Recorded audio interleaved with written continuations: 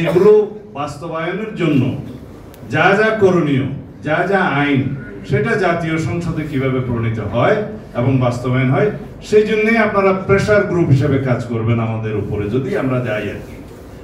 Pressure group হিসেবে কাজ করবেন, সেইভাবেই পোস্ট হবে। চিন্তার স্বাধীনতা তো এরশাদের সময়ও ছিল, চিন্তার স্বাধীনতা হাসিনার সময়ও ছিল, কিন্তু সেই চিন্তার স্বাধীনতাকে বাস্তবায়ন হয়েছে? হয় নাই। আমি বিশ্ববিদ্যালয়ে চলে গিয়েছিলাম, কবি মোহন রায় এখান থেকে গিয়েছে 1988-87 পর্যন্ত এই কবিতাবাজি করেছে, জাতীয় কবিতা পরিষদ করেছে, স্বৈরাচারের বিরুদ্ধে লড়াই সংগ্রাম করেছে, অতঃপর জয়ী হয়েছে এবং এখনো পর্যন্ত বিপ্লবী হিসেবে লাল টুপি পরছেন। তো যাই হোক, সেটা আপনাকে সেইভাবে সক্রিয় থাকতে হবে যাতে আপনাদের কথাগুলো, আপনাদের এই চিন্তার বিবেকের স্বাধীনতাগুলো কিভাবে রাষ্ট্র বাস্তবায়ন করে, সেই জন্য আপনাদের সেই প্রেসার গ্রুপ হিসেবে কাজ করতে হবে।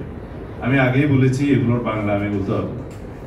তারপরে সাংস্কৃতিক নৈতিক পুনর্জাগরণ, জাতীয় ঐক্য, সার্বভৌমত্বের সুরক্ষা, এগুলো যা যা আপনারা বলতে চেয়েছেন, এগুলো আমার কাছে অনেক কিছু মনে হয়েছে যে আপনাদের কবিতার ছন্দ মেলানোর জন্য বা বাক্য এবং শব্দ মেলানোর জন্য এটার মধ্যে কোনো আইনি ভিত্তি বা অন্য কিছু আমি এখন দেখি না। যদি আপনারা কখনো দেখেন, সেটা আপনারা তখন বলবেন।